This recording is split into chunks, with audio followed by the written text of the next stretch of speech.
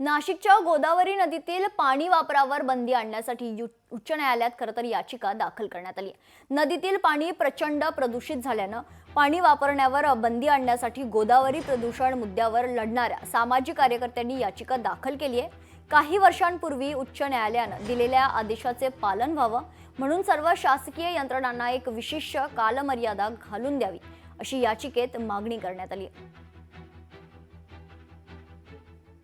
गोदावरी नदीचं पाणी हे unfit for human consumption and dangerous to health असं मान्य उच्च न्यायालयाने आधीच जाहीर केलेलं आहे। तसंच मध्यंतरी राष्ट्रीय हरित लवादाने सुद्धा डिक्लेअर केलं की ते अनफिट आहे।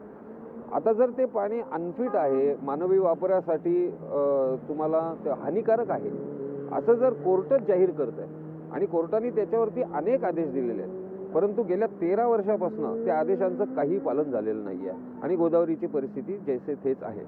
या सगळ्या पार्श्वभूमीवर आणि कुंभमेळा पण येऊ घातलेला आहे, तर त्या आदेशांचं प्रॉपर पालन व्हावं तोपर्यंत मात्र नदीच्या पाण्याच्या मानवी वापरावरती बंदी आणावी। लोकशाही मराठी ऐका, पहा, जागरूक रहा।